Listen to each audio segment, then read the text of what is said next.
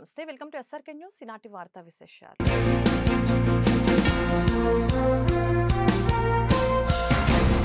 గుంటూరు నగరపాలక సంస్థ పరిధిలో డయేరియా, కలరా కేసుల గురించి ప్రజలు భయాందోళన చెందవలసిన అవసరం లేదని జిల్లా కలెక్టర్ ఏ తమీం అన్సారియా భరోసా ఇచ్చారు. ఒక పాత గుంటూరులోని 34 కేసులు నమోదయ్యాయని చెప్పారు. నగరంలో 7 ప్రాంతాలను సమస్యాత్మక ప్రాంతాలుగా గుర్తించామని చెప్పారు. ఇంటింటికి వెళ్లి ప్రత్యేక బృందాలు సర్వే చేస్తున్నాయని అన్నారు. ప్రజలు కూడా కాచి చల్లార్చిన నీటిని త్రాగాలని, బయట ఆహారానికి దూరంగా ఉండాలని సూచించారు. కలెక్టరేట్ కార్యాలయంలోని శంకరన్ మినీ కాన్ఫరెన్స్ హాల్లో సోమవారం కలెక్టర్ మాట్లాడారు. గుంటూరు జిల్లాలో గుంటూరు మున్సిపల్ కార్పొరేషన్ పరిధిలో diarrhoea cases September 17th onwards వస్తున్నాయి. వారందరూ కూడా ఎక్కువ జీజీహెచ్లో అడ్మిట్ అవ్వడం జరిగింది. కేసెస్ని కూడా అనాలిసిస్ చేయడం జరిగింది, ఏ ఏరియా నుంచి ఎక్కువ కేసెస్ వస్తున్నాయని. సో ఫస్ట్ ఫ్యాక్ట్, అందరూ కూడా మనకు జీజీహెచ్లో ఉన్న అందరూ కూడా స్టేబుల్గా ఉన్నారు. రెండోది, మన జిల్లాలో ఇక్కడ వస్తున్న కేసెస్ కూడా స్పొరాడిక్ కేసెస్, డిఫరెంట్ లొకేషన్స్ నుంచి వచ్చి ఉన్నాయి. క్లస్టరింగ్ ఆఫ్ కేసెస్ అనేది రాలేదు. బట్ ఒక 34 కేసెస్ ఓల్డ్ గుంటూరు ఏరియా, అది ఆ ఏరియా నుంచి వస్తున్నాయని చెప్పడం జరిగింది. దానికి కూడా డీటెయిల్డ్గా అనాలిసిస్ చేసినప్పుడు ఒక 7 లొకేషన్స్ని గుర్తించాము.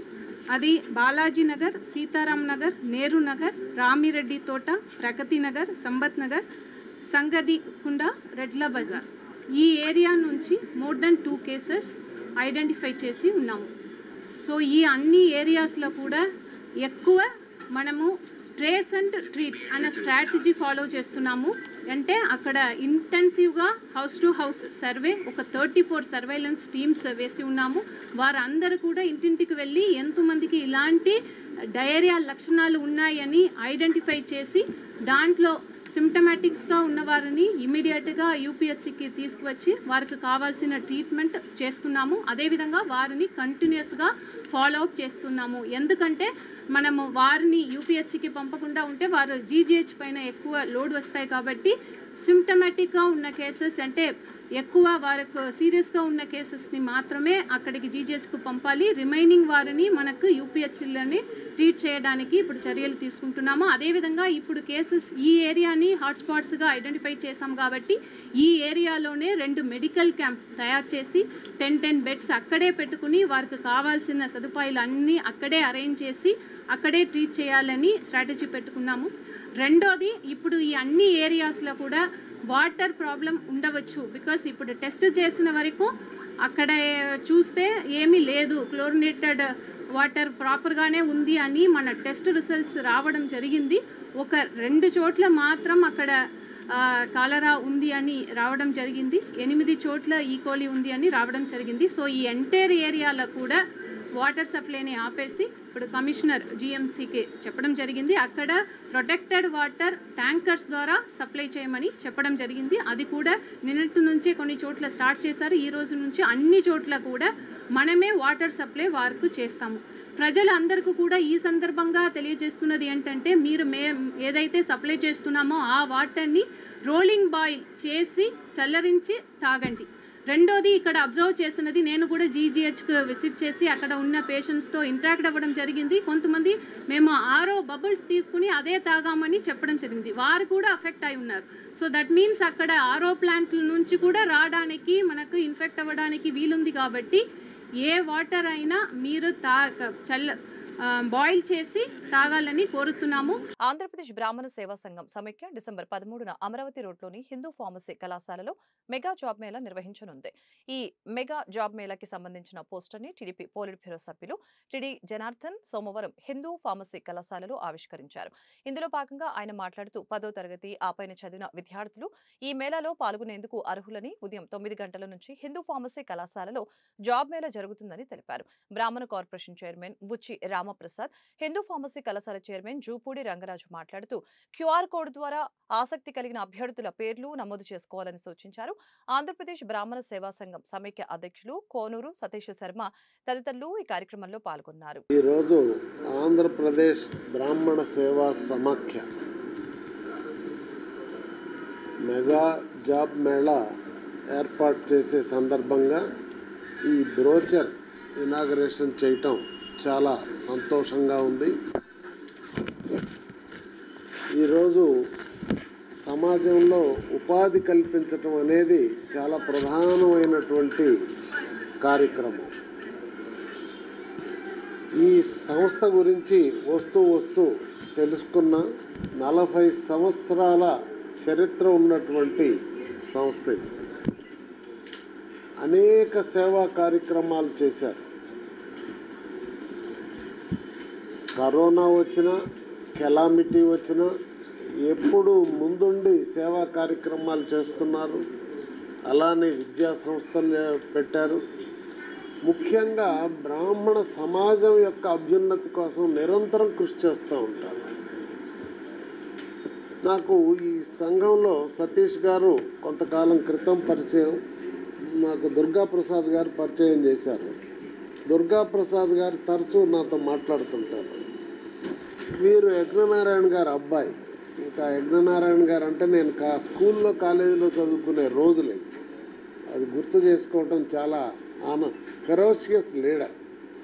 ఇట్లాంటి వాళ్ళందరూ కూడా భాగస్వాములైనటువంటి ఈ పేరెన్నిక కలిగినటువంటి ఈ సంస్థ చేయబోయే కార్యక్రమాల్లో ఈరోజు పాల్గొనడం చాలా సంతోషంగా ఉంది. ముఖ్యంగా ఎప్పుడు వచ్చినా దుర్గాప్రసాద్ గారు ఏదో ఒక సేవా కార్యక్రమాలు, అభివృద్ధి కార్యక్రమం, బ్రాహ్మణ జాతి గురించి మాట్లాడుతూ ఉంటాడు. బాబు గారి దగ్గరకు వచ్చినా, లోకేష్ గారి దగ్గరికి వెళ్ళినా, మా దగ్గరకు వచ్చినా పార్టీలో నిరంతరం అలా చేస్తున్నటువంటి ఈ సంస్థ కార్యక్రమాలు విజయవంతంగా నెరవేరాలని, వారికి కావాల్సినటువంటి సంపూర్ణ సహాయ సహకారం అందజేస్తామనేది తెలియజేస్తూ, అట్లానే మా చెరుకు రఘురామయ్య గారు వారు కూడా రాయలసీమ నుంచి వచ్చారు. వారు ఈ కార్యక్రమాల పట్ల ఆయన కూడా పూర్వం నుంచి చాలా బాగా చేస్తూ ఉంటారు. అట్లే సతీష్ శర్మ గారు వారి సంస్థ ఈ కార్యక్రమాలని విజయవంతంగా చేయాలని, వారికి కావాల్సిన సపోర్ట్ అంతా చేస్తామని తెలియజేస్తూ నమస్కారం. గంటల నుంచి సాయంత్రం 6 గంటల వరకు జరుగుతుంది. దీనిలో Hindu college of pharmacy Amaravati ఇదే ప్రదేశంలో జరుగుతుంది.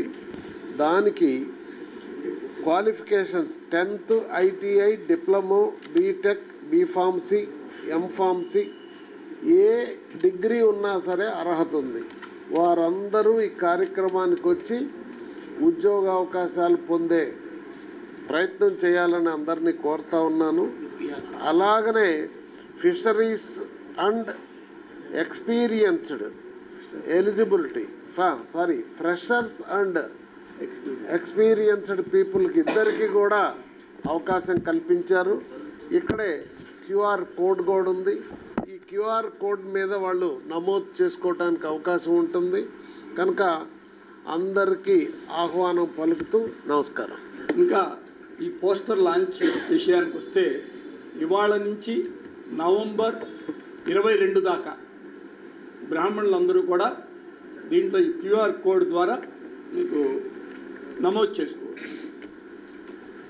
నవంబర్ 22 నుంచి డిసెంబర్ 11వ తారీఖు దాకా నాన్ బ్రాహ్మిన్స్ కూడా దీంట్లో ఎన్రోల్ చేసుకోవచ్చు.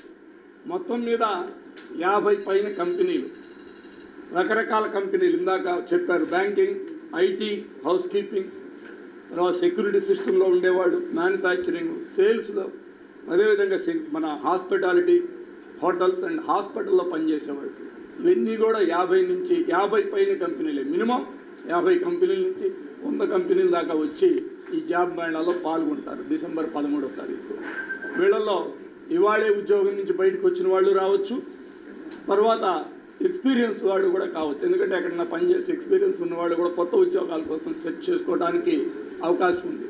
ఈ విధంగా ఈ కంపెనీలన్నింటిలో కూడా డిసెంబర్ 13వ తారీఖు ఇక్కడే 9 నుంచి జాబ్ మేళా స్టార్ట్ అవుతుంది. ఈ జాబ్ మేళాలో పాల్గొని అందరూ కూడా, అంటే బ్రాహ్మణ సేవా సంఘం కాబట్టి బ్రాహ్మణులకు ఎక్కువ ఇంపార్టెన్స్ ఇవ్వాలన్న ఉద్దేశంతో బ్రాహ్మణ మేళాగా దీన్ని చేస్తున్నాం. కానీ మిగతా కులాల వాళ్ళు కూడా నీకు నవంబర్ 22 నుంచి డిసెంబర్ 11 దాకా మిగతా కులాలు కూడా ఎన్రోల్ చేసుకోవచ్చు. ఎంతమంది వచ్చినా మా టార్గెట్ 1000 పైన ఉద్యోగాలు ఇప్పించాలన్న ఉద్దేశంతో ఈ సేవా సంఘం పనిచేస్తుంది. 1000కి పైగా కూడా ఉన్నా కూడా అవకాశాలు ఉంటాయి. అందుకని అందరూ కూడా నిరుద్యోగులు, యువత అందరూ కూడా ఈ అవకాశాన్ని ఉపయోగించుకొని విరివిగా వచ్చి పాల్గొని తమ ఉద్యోగ అవకాశాలను మెరుగుపరుచుకోవాలని మరొకసారి తెలియజేసుకుంటూ సెలవు. రాష్ట్రంలో ఉన్నటువంటి కులరహితంగా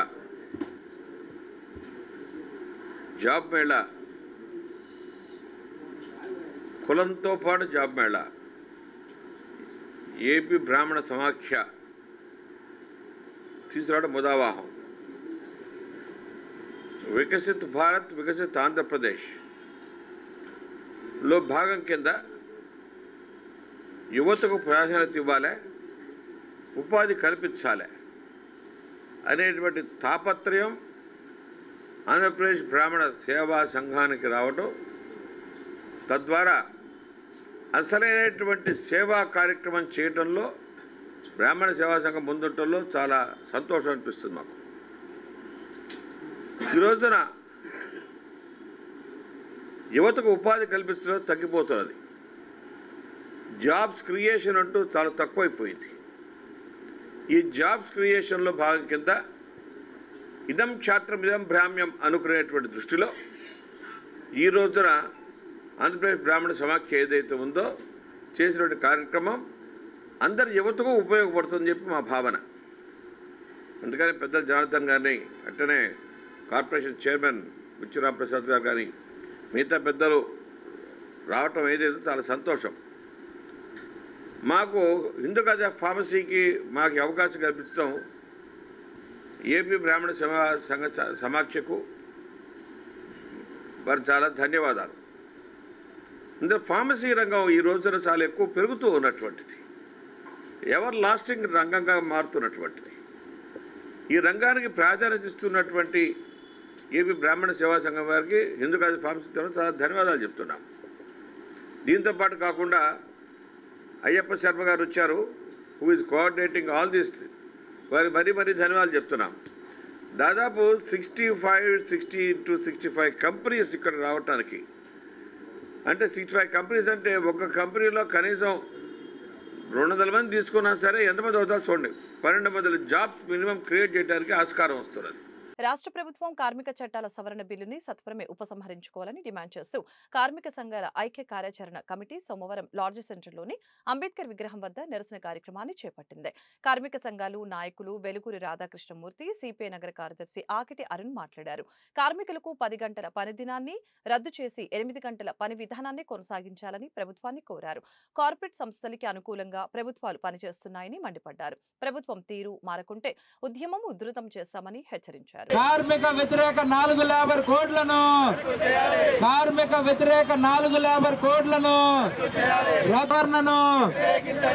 రద్దు చేయాలి. 10 గంటల పని విధానాన్ని రద్దు చేయాలి. 10 గంటల పని విధానాన్ని రద్దు చేయాలి. కార్మిక వ్యతిరేక 4 లేబర్ కోడ్లను వెనక్కి తీసుకోవాలి. అసెంబ్లీలో ప్రవేశపెట్టిన కార్మిక చట్టాల సవరణ బిల్లును సరిగ్గా 5 సంవత్సరాల క్రితం ఇదే రోజున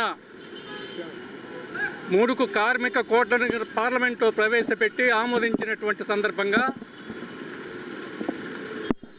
దానికి వ్యతిరేకంగా ఆ కార్మిక కోడ్లను రద్దు చేసుకోవాలని, వెనక్కి తీసుకోవాలని చెప్పి డిమాండ్ చేస్తూ ఈరోజు దేశవ్యాప్తంగా నిరసన కార్యక్రమాలకు పిలుపునివ్వడం జరిగింది. దానిలో భాగంగా ఇక్కడ నిరసన కార్యక్రమం జరుగుతూ ఉంది. ఆ రోజు పార్లమెంట్లో జరిగినటువంటి తంతు చూస్తే నిజంగా ఇది ప్రజాస్వామ్యం అని అనిపిస్తుంది. ఎందుకంటే ప్రతిపక్షాలు మొత్తం ఆ రోజు శాసనసభ పార్లమెంటు నుంచి వాకౌట్ చేసినటువంటి సందర్భాన్ని పురస్కరించుకొని, ప్రతిపక్షాలు లేనటువంటి సందర్భాన్ని పురస్కరించుకొని 3 గంటల పాటు కూడా చర్చ జరగకుండా మొత్తం లేబర్ కోడ్లను ఆమోదించుకోవటం జరిగింది. 3 రోజుల్లో రాష్ట్రపతి దానికి ఆమోద ముద్ర వేయటం కూడా జరిగింది. ఇవాళ మనం చూస్తున్నాం కేరళ, అట్లాగే తమిళనాడు, కర్ణాటక రాష్ట్రాల్లో చేసినటువంటి బిల్లుల్ని ఆమోదించకుండా సంవత్సరాల పాటు వాటిని తొక్కిపట్టి ఉంచినటువంటి పరిస్థితి మనం చూస్తున్నాం. కానీ కార్మిక కోట్లకు సంబంధించి మాత్రం ఏమాత్రం ఆలస్యం చేయకుండా 3 రోజుల్లో రాష్ట్రపతి ముద్ర వేయటం మనం చూసాం. ఈ కార్మిక కోడ్లను తక్షణమే రద్దు చేయాలని చెప్పి మనం డిమాండ్ చేస్తున్నాం. ఈ చట్ట వ్యతిరేకమే కాదు, రాజ్యాంగ వ్యతిరేకం. ఇవే అమలు జరిగితే కనీస వేతనం, సంఘం పెట్టుకునే హక్కు, సమ్మె చేసే హక్కు, అట్లాగే భద్రత, పని ప్రదేశాల్లో భద్రత, సోషల్ సెక్యూరిటీ అన్నీ రద్దు అవుతాయి. ఇవన్నీ రాజ్యాంగం కల్పించినటువంటి హక్కులు. ఈ హక్కులకు వ్యతిరేకంగా ఈ హక్కులను నిర్మూలిస్తూ చేసినటువంటి కార్మిక కోడ్లను రద్దు చేయాలి. అలాగే మన రాష్ట్రంలో 10 గంటల పని విధానాన్ని చంద్రబాబు నాయుడు గారు తీసుకొస్తున్నారు. అసలు ఇప్పటికే 8 గంటల పని ఉంటేనే రోజు 10 గంటలు 12 గంటలు పనిచేస్తూ ఉన్నారు. 10 గంటల పని విధానాన్ని తీసుకొస్తూ దానికి ఒక మంచి పని చేశాడు. సీలింగ్ 13 గంటల కంటే ఎక్కువ చేయించకూడదని పెడుతున్నాడు. సో ఇది కార్మిక వ్యతిరేకం, కార్మికులు అణచివేసే పద్ధతి, కార్మిక దోపిడీని విచ్చలవిడిగా అవకాశం కల్పించేటువంటి పరిస్థితి, కార్పొరేట్లకి, ప్రైవేట్ పెట్టుబడిదారులకి అనుకూలంగా ఉండేటువంటి ఈ 10 గంటల పని విధానాన్ని రద్దు చేయాలని డిమాండ్ చేస్తున్నాం. అసెంబ్లీలో ఈరోజు జరుగుతున్నటువంటి చర్చలు మొత్తం కూడా, తీసుకున్నటువంటి నిర్ణయాలు మొత్తం కూడా కార్మికులకి, ప్రజలకి వ్యతిరేకంగా ఉంటా ఉన్నాయి. దానికి ప్రధానమైనటువంటి కారణం, గతంలో చూసుకున్నట్లయితే పార్లమెంట్కి వెళ్ళేటువంటి, అదేవిధంగా అసెంబ్లీకి వెళ్ళేటువంటి నాయకులు, ఎమ్మెల్యేలు, ఎంపీలు అందరూ కూడా సమాజంలో, ప్రజల్లో ఉంటూ, ప్రజల్లో సేవ చేసుకుంటూ, సంఘాల్లో ప్రజల తరపున మాట్లాడుతూ ఉండేటువంటి నాయకులు ఆ రోజు అసెంబ్లీకి, పార్లమెంట్కి ఎన్నిక కాబడేవాళ్ళు. వాళ్ళు అక్కడ ప్రజలకి ఏ యొక్క తీర్మానాలు, ఏ నిర్ణయాలు తీసుకుంటే ఉపయోగకరంగా ఉంటాయని చెప్పేసి, కార్మికులు ఏ విధంగా మంచిగా వాళ్ళ కుటుంబాలు నడుస్తున్నటువంటి నిర్ణయాలు గతంలో తీసుకున్నారు.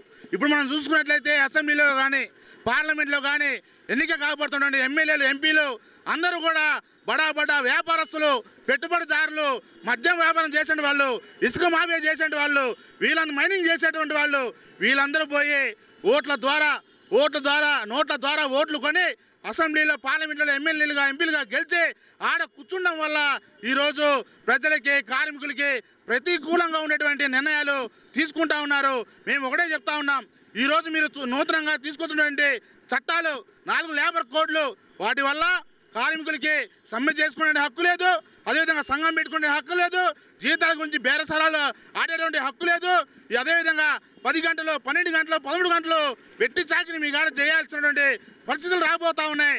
మేము ఒకటే అడుగుతా ఉన్నాం, కార్మికులే మీ కళ్ళకేమన్నా బానిసలా కనిపిస్తూ ఉన్నారా, లేకపోతే బిచ్చగల్లా కనిపిస్తూ ఉన్నారా?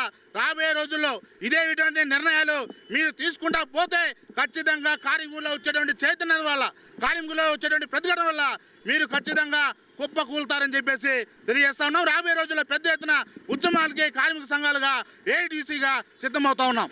గుంటూరు కలెక్టరేట్ కార్యాలయంలో సోమవారం ప్రజా సమస్యల పరిష్కార వేదిక కార్యక్రమం జరిగింది. జిల్లా నలుమూల నుంచి ప్రజలు పెద్ద ఎత్తున తరలివచ్చి తమ సమస్యని పరిష్కరించాలని వినతి పత్రాలు సమర్పించారు. కలెక్టర్ తమీం అన్సారియా స్పందించి సంబంధిత శాఖల అధికారులు క్షేత్రస్థాయిలో సమస్యల్ని తెలుసుకుని పరిష్కారానికి చర్యలు తీసుకోవాలని ఆదేశించారు. మాది వేజెండ్ల రెవెన్యూలో 156 నెంబర్లో 100 ఎకరం 62 సెంట్లు, 174లో ఎకరం 23.5 సెంట్లు, మొత్తం కలిపి ఎకరం 85.5 సెంట్లు భూమి మేము 2006లో కొనుగోలు చేస్తున్నాం సార్.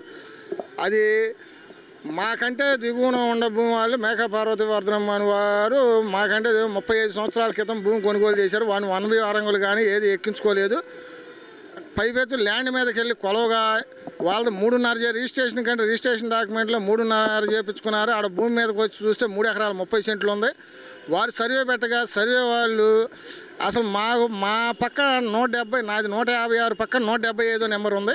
175లో ఏ కారణం చేదనో 33 సెంట్లు మిగిలి ఉందంట. మీరు దాంట్లో జరగండి, వాళ్ళని దీంట్లోకి అడ్జస్ట్ చేస్తామని చెప్పి నన్ను రిక్వెస్ట్ చేసి ఆల్రెడీ విఆర్ఓ గారు, ఆ సర్వేర్ గారు, ఆ సర్వేర్ గారి పేరు రత్నకిషోర్ గారని, విఆర్ఓ గారు పేరు రవీంద్రబాబు, వాళ్ళు ఆల్రెడీ నాకు డైరెక్ట్గా లెటర్ రాసి మా ఇంటికి పంపించారు. సంతకం చేయండి సార్, నన్ను సర్వే అప్పుడు పిలవలేదు, ఏది చేయలేదు, లెటర్ రాసి పంపించారు. నేను కళ్ళు మూసుకొని సంతకం పెట్టుండేది ఆ ల్యాండ్లో మా భూమి లేదు, అన్యాయంగా ఇరుక్కుపోయేవాడిని. సరే తర్వాత నేను వచ్చి స్పందనలో దీంట్లో గ్రీవెన్స్లో నేను అర్జీ పెట్టుకున్నాను 28/7న. సరే తర్వాత భూమి మీదకి వచ్చి సర్వే గారు గొడవగా మీది 175లో జరగాల్సిన పని లేదు, 156లోనే ఉందని చెప్పి తెలియపరిచారు. 156లోనే ఉందని తెలియపరిచారు. కానీ మా నెంబరు, మా దిగువన ఉన్న కాకర్ల వారిది అనేది అన్నదమ్ములు 3 భాగాలు ఉన్నాయి సార్. వాళ్ళ 184 సెంట్లు, మాది 185 సెంట్లు. మాది 185.5 సెంట్లు భూమి సక్రంగానే సరిపోయింది. మా దిగువన ఉన్న కాకర్ల వారిది 184 బదులు 188 ఉంది. మా దిగువన ఉన్న వాళ్ళదే మేఘవర్ణం అనే వారిది 333 సెంట్లు ఉంది. టోటల్గా వచ్చేసి 156 నెంబర్లో 6 ప్రకారం 6 ఎకరాల 6 సెంట్లు భూమి ఉందంట. దీంట్లో 6-12 సెంట్లు వస్తుందంట భూమి మీద కొలిస్తే. అధికారులు ఏం చెప్పారంటే ముగ్గురికి సమన్యాయంగా తలా సెంటున్నర తగ్గిస్తామని చెప్పారు. కానీ ఆడ జరిగింది ఏంటంటే ఎకరం 84 ఉన్న వాళ్ళకి ఎకరం 88 ఉంది కదా, వారికి మట్టుకు ఏం సెంటు కూడా తగ్గకుండా ఎకరం 84 సెంట్లు వారికి ఇస్తారంట. మాకు ఎకరం 85.5 మేము ఏ హద్దుల్లో జరగకుండా న్యాయంగా మా భూమి మాకున్నందుకు దాంట్లో నుంచి సెంటున్నర తొలగిస్తామంటున్నారు. మళ్ళీ గ్రీవెన్స్కి వచ్చి ఇప్పుడు అర్జీ పెడతాం జరిగింది.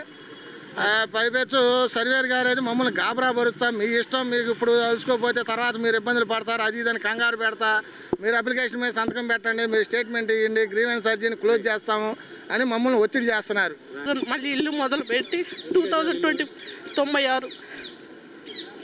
2024లో మళ్ళీ ఇంకొకటి తీసుకున్నాం సార్ ప్లాను.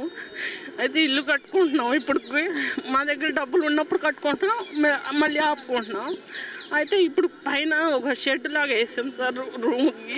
వేస్తే దాని మీద సింగంశెట్టి వీరయ్య గారును, కుంచనపల్లి శ్రీనివాసు వాళ్ళ ఫ్యామిలీ మొత్తం కలిపి మా మీద మున్సిపాలిటీ నుంచి నోటీసులు ఒకరి మీద ఒకరు పంపిస్తున్నారు సార్.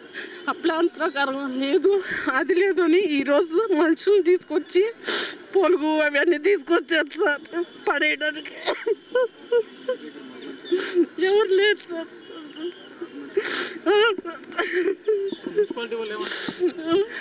వాళ్ళు ఏమనలేదు సార్. వాళ్ళు ఎవరు లేకుండా పైన పట్టుకుంది సార్. మొత్తం ఒక షెడ్ వేస్ట్ సామాన్ పెట్టుకోవడానికి వేసుకున్నాం, అది పడేస్తామని చెప్పారు సార్. ఆ లైన్లో ఎవరికి ప్లాన్ లేవు. మా మీద అందరికి పగ సార్. అక్కడ ఉన్న వాళ్ళకి పార్టీ టీడీపీ సార్. మాది కూడా టీడీపీ. మేము గల్లా మాధవి గారిని కూడా అడిగాము, ఫోన్ ఏం కలిస్తే ఆయన వేరే గారికి చెప్తున్నారు. ఆయన ఏమో అసలు మమ్మల్ని ఏమి ఇది పట్టించుకోవట్లేదు, చేసేదంతా ఆయనే చేపిస్తున్నాడు. గుంటూరు రూరల్ మండలం తురుకపాలెం గ్రామంలో ఉద్దేశపూర్వకంగా సరఫరా చేసిన నీటి కారణంగానే 30 మంది మాలలు ప్రాణాలు కోల్పోయారని మాల మహాసభ వ్యవస్థాపక అధ్యక్షులు మల్లెల వెంకట్రావు ఆరోపించారు. తురుకపాలెం బాధిత కుటుంబాలను ఆదుకోవాలని డిమాండ్ చేస్తూ సోమవారం కలెక్టరేట్ వద్ద మాల మహాసభ దళిత నాయకులతో కలిసి ఆందోళన కార్యక్రమాన్ని చేపట్టింది. ఇందులో భాగంగా వెంకట్రావు మాట్లాడుతూ తురుకపాలెం గ్రామంలో సంభవించిన మరణాలకి కారకులైన అధికారులపై చర్యలు తీసుకోవాలని డిమాండ్ చేశారు. ఇప్పటి వరకు మృతుల కుటుంబాలకి రాష్ట్ర ప్రభుత్వం ఆర్థిక సహాయం అందించకపోవడం దుర్మార్గమని ధ్వజమెత్తారు. ఎమ్మెల్యే బూర్ల రామాంజనేయులు లిక్కర్ వలన మరణించారని మాట్లాడటాన్ని తీవ్రంగా ఖండించారు. మృతుల్లో మహిళలు కూడా ఉన్నారని, మహిళలు కూడా లిక్కర్ తాగారా అని ఆయన ప్రశ్నించారు. మాల మహానాడు రాష్ట్ర అధ్యక్షులు గోదా జాన్పాల్, ఇద్వా వ్యవస్థాపకులు గోళ్లమూడి రాజసుందరం బాబు, నల్లపు నీలాంబరం తదితరులు పాల్గొన్నారు.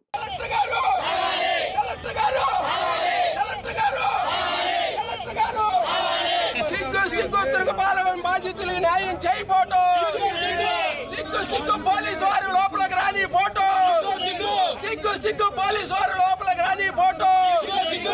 రావాలి కలెక్టర్ గారు బయటికి, రావాలి కలెక్టర్ గారు, రావాలి కలెక్టర్ గారు. తురకపాలెం బాధితుల పట్ల ప్రభుత్వ పక్షపాత వైఖరి, ప్రభుత్వ పక్షపాత వైఖరి, తురకపాలెం బాధితుల సమాధానం చెప్పాలి. తురకపాలెం మృతులకు సమాధానం చెప్పాలి. తురకపాలెం మృతులకు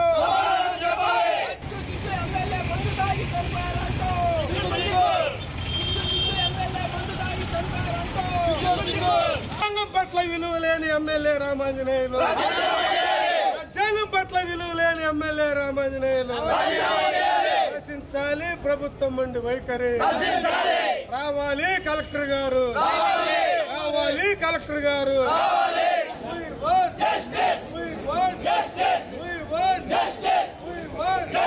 నశించాలి. ప్రభుత్వం నుండి వైఖరి నశించాలి. ప్రభుత్వం నుండి వైఖరి. ఈ సమావేశంలో ఈ నిరసన కార్యక్రమంలో జై భీమ్ సేవాదళ్ రాష్ట్ర అధ్యక్షులు నీలాంబరం, మాల మహానాడు రాష్ట్ర అధ్యక్షులు గోదా జాన్పాల్, మాల మహానాడు రాష్ట్ర అధ్యక్షులు బోరుగ స్టాలిన్ బాబు, అదేవిధంగా Charvaka youth president David Williams గారు, తురకపాలెం గ్రామానికి సంబంధించి కలుషిత నీరు తాగి మరణించిన ఆ కుటుంబాలకు సంబంధించిన సభ్యులందరూ వచ్చారు. ఇది ఒక జాతీయ విపత్తుకు సంబంధించిన అంశం. ఇది కలెక్టర్ గారికి తెలిసి, ఎందుకంటే ఎక్కడైనా ఒక 5గురు ఆ పంచాయతీ పరిధిలో చనిపోతే ఒక వారంలో దానిని జాతీయ విపత్తుగా పరిగణిస్తారు. ఇక్కడ ఒకే వారంలో ఒకే గ్రామంలో 25 మంది చనిపోయారు. జాతీయ విపత్తు కంటే పెద్ద ప్రమాదకరమైన అంశం. దీన్ని ఏమాత్రం పట్టించుకోకుండా ప్రభుత్వాధికారులు రకరకాల స్టేట్మెంట్స్ ఇస్తా ఉన్నారు. అంటే వాళ్ళల్లో పాలక వర్గాల్లో నిజాయితీ లేదు, చిత్తశుద్ధి లేదు. ఎందుకు వక్రీకరించడం? చనిపోయిన బాధితులు ఎవరో తిరిగి రారు. ఎకనైనా తప్పిదాలు జరగకుండా మిగతా వాళ్ళు మరణించకుండా ఉండాలంటే ప్రభుత్వం పారదర్శకంగా ఉండాలి. 1026 మంది రక్త పరీక్షలు చేసి ఇంతవరకు ఆ నివేదికలు ఆ బాధితులకు కానీ ప్రభుత్వం కానీ ప్రకటించలే బహిరంగంగా. ఇంతవరకు ఎంత మానవతా రహితం అంటే, స్థానిక శాసనసభ్యులు రామాంజనేయులు గారు జగన్ మందు దాగి చచ్చిపోయారని చెప్తా ఉన్నారు. సరే, జగన్ మందు దాగి చచ్చిపోయారు, దాన్ని సరఫరా చేసినోడు ఎవడు? దాన్ని అమ్మింది ఎవడు? మరి వాళ్ళన్నా శిక్షించాలి కదా. ప్రభుత్వమే జగన్ లెక్కను సరఫరా చేసింది. ఆ చేసినది తాగే చనిపోయారు. తాగుబోతులే, మా మాలోళ్ళు అందరూ తాగుబోతులే. రామాంజనేయులు తాగడు, మా మాలోళ్ళే తాగుతారు. కానీ ఆ తాగిన దాన్ని చంపడానికి నువ్వు జగన్ మందు అక్కడ వైన్ షాపులు అమ్మిచ్చింది ఆ ప్రభుత్వం. అది తాగి చచ్చిపోయారని ఒప్పుకుంటున్నావా? ఒప్పుకుంటే అడ్మిట్గా మాట నా ఎమ్మెల్యేని ఛాలెంజ్ చేస్తా ఉన్నా. మా వాళ్ళు లిక్కర్ తాగి చచ్చిపోయారా, అక్కడ మురుగునీళ్లు తాగి చచ్చిపోయారా అనేది. ఈరోజు గుంటూరు జిల్లాలో ఉండబడేటటువంటి కుల దళిత ప్రజా సంఘాల ఆధ్వర్యంలో ఏదైతే గత కొన్ని రోజుల పైబడి గుంటూరు మండలం తురకపాలెం గ్రామంలో ఒక కులానికి సంబంధించి మాల కులానికి సంబంధించినటువంటి సుమారు 29 మంది మరణించారు.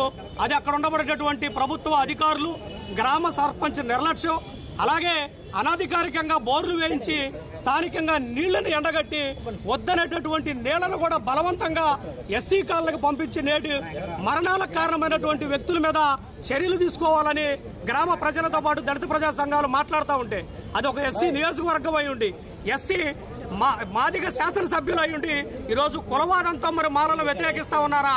ఎందుకు ఈరోజు మాలలను ఈ విధంగా చూస్తా ఉన్నారు? చనిపోయినటువంటి మరణాల మీద కూడా రాజకీయం ఎందుకు చేస్తా ఉన్నాడు? కలెక్టర్ స్పందించలేదు.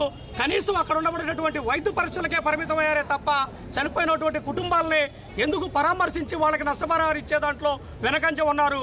ఒక వారం రోజుల పాటు హడావుడిగా మంచినీటిని అలాగే భోజనాలు సరఫరా చేసినటువంటి అధికారులు ప్రస్తుతం కనీసం తాగటానికి, వాడుకోవటానికి కాదు కదా, తాగటానికి కూడా నీళ్లు సరఫరా చేయకుండా ఆ గ్రామాన్ని ఈ రోజు వెలివేతకు గురి చేసినట్టుగా చేస్తున్నటువంటి అధికారులు ఎవరున్నారో వాళ్ళ మీద చర్యలు తీసుకోవాలని మాలమానాడుగా డిమాండ్ చేస్తా ఉన్నాం. సంబంధిత ఎవరైతే మృతుల కుటుంబ సభ్యులు ఉన్నారో వాళ్ళకి సత్వరమైన న్యాయం చేయకపోతే నేటి ఈ రోజు కార్యక్రమం భవిష్యత్తులో పెద్ద ఉద్యమ కార్యాచరణ తీసుకుంటామని సందర్భంగా హెచ్చరిస్తా ఉన్నాం.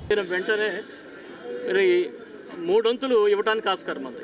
ఇంతవరకు కూడా జిల్లా అధికార యంత్రాంగం చట్టపరమైన చర్యలు తీసుకోవట్లేదు. ఎస్సీ ఎస్టీ చట్టపరమైన చర్యలు తీసుకోవట్లేదు. ఎవరైతే ఎవరి వల్ల నెగ్లిజెన్సీ వల్ల అయితే ఈ ఘోరాలు జరిగినాయో వారిపైన చర్యలు తీసుకోలేదు. ఇది చాలా దారుణమైన విషయం. ఇది ఎంతటితో కాదు, ఇది రాష్ట్ర వ్యాప్త ఉద్యమంగా మారుతుందని చెప్పి మేము హెచ్చరిక చేస్తాం. ప్రతిపాడు తహసీల్దార్ కార్యాలయం సిబ్బంది కారుణ్య నియామక అర్జీల కదిలీలో జాప్యం చేస్తున్నారని ప్రతిపాడుకు చెందిన మదీనా మస్తాన్ కలెక్టర్కి ఫిర్యాదు చేశారు. ఆర్ఎన్బి డిపార్ట్మెంట్ లో పనిచేస్తూ తన తండ్రి చనిపోయారని కారుణ్య నియామకాల కోసం పెట్టుకున్న అర్జీలను తహసీల్దార్ కార్యాలయ సిబ్బంది పై స్థాయికి పంపించడం లేదని అన్నారు.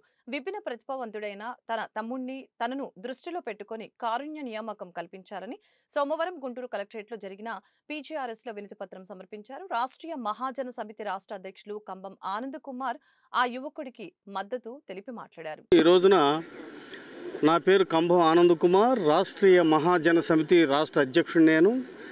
ఈ రోజున పత్తిపాడు గ్రామం నుండి షేక్ మదీనా మస్తాను, జాన్ మీరావలి అనేటువంటి ఇద్దరు తల్లిదండ్రులు లేని అనాథలు గౌరవనీయ గుంటూరు జిల్లా కలెక్టర్ గారిని కలవడానికి వచ్చారు. ఈ మదీనా మస్తాన్ వాళ్ళ తండ్రి గారు ఆర్ఎన్బిలో గ్యాంగ్ మజ్దూర్గా ఉద్యోగం చేసేవాళ్ళు. అంతకుముందే వీళ్ళ అమ్మ చనిపోయింది అనారోగ్యంతో. ఇప్పుడు ఈ మధ్య కాలంలోనే తండ్రి మరి గ్యాంగ్ మజ్దూర్గా పనిచేసినటువంటి వీళ్ళ తండ్రి గారు కూడా చనిపోవడం జరిగింది. ఇప్పుడు ఈ మదీనా మస్తాన్కి మరి గవర్నమెంట్ వారు కారుణ్య నియామకం కింద ఉద్యోగం ఇవ్వాలంటే ఫ్యామిలీకి సంబంధించి no earning certificate, family member certificate రెండు కూడా పత్తిపాడు ఎంఆర్ఓ గారు ఇవ్వాలి.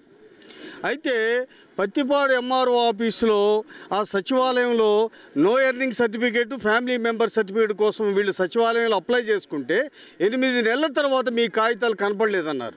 మళ్ళీ రెండోసారి పెట్టమన్నారు, రెండోసారి పెట్టినా కూడా కనపడలేదన్నారు. చివరిగా మొన్న family member certificate, no earning certificate రెండు ఇచ్చారు. కానీ వాటిని ఏం చేయాలి? ఇక్కడ ఆర్డీఓ గుంటూరు కార్యాలయానికి పంపించాలి. గత 8 నెలలుగా 9 నెలలుగా సంవత్సరం కాలంగా ఏడిపిస్తానే ఉన్నారు ఈ అమాయకులు. ఇందులో ఈ జాన్ మీరావల్ అనేటువంటి పిల్లవాడు మానసిక వికలాంగుడు. తల్లిదండ్రులు లేని అనాథల్ని ఈ విధంగా ఏడిపిస్తూ ఉన్నారు.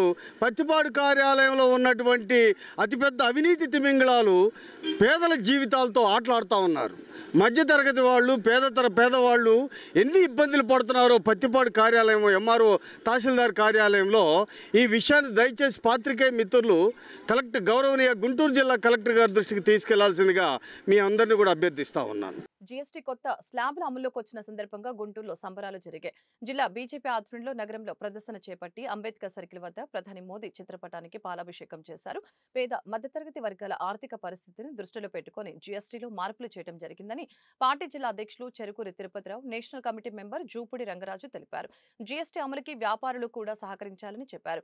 జీఎస్టీలో స్లాబ్ల మార్పు దేశంలోనే సంచలనాత్మక నిర్ణయమని వారు తెలిపారు.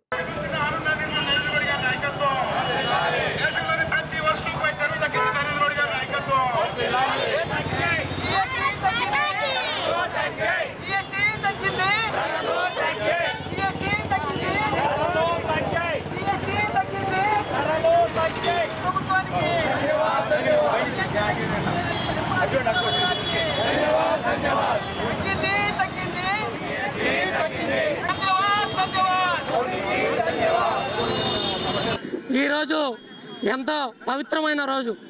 దేశవ్యాప్తంగా కూడా ఈ జిఎస్టీని తగ్గించి 4 స్లాబులు ఉన్నదాన్ని 2 స్లాబులుగా చేసినటువంటి ప్రధానమంత్రి నరేంద్ర మోడీ గారికి, ఆర్థిక మంత్రి నిర్మలా సీతారామన్ గారికి ప్రత్యేకంగా ధన్యవాదాలు తెలియజేస్తున్నాం. దాదాపు దేశవ్యాప్తంగా 2.5 లక్షల కోట్ల రూపాయలు ప్రజలకి అందుబాటులోకి వచ్చినటువంటి రోజు ఈరోజు. అలాగే మన రాష్ట్రంలో కూడా 8,000 కోట్ల రూపాయలు ప్రజలకి లబ్ధి పొందుతున్నారు ఆంధ్రప్రదేశ్లో. ఇలాంటి కార్యక్రమాన్ని ప్రధానమంత్రి మోడీ గారు పేద ప్రజలను అందుబాటులోకి ప్రతి వస్తువు పైన కూడా పేద ప్రజలందరికీ కూడా అందుబాటులో ఉండే విధంగా అదేవిధంగా దాదాపు 149 వస్తువుల మీద ఈ యొక్క జిఎస్టీ భారాన్ని తగ్గించారు. అవి కాకుండా నిత్యావసర వస్తువులు ఏవైతే ఉన్నాయో అవన్నిటిని కూడా ఈ యొక్క జిఎస్టీ పరిధిలోంచి తీసేసి పేద ప్రజలకు అందుబాటులో ఉండే విధంగా చేయడం జరిగింది. ముఖ్యంగా ప్రధానమంత్రి గారికి అలాగే మా ఆర్థిక మంత్రి నిర్మలా సీతారామన్ గారికి ప్రత్యేకంగా ధన్యవాదాలు తెలియజేస్తాం. ఈ వార్తలు ఇంతటితో సమాప్తం. మరొక బులెటిన్లో మళ్ళీ కలుద్దాం. నమస్కారం.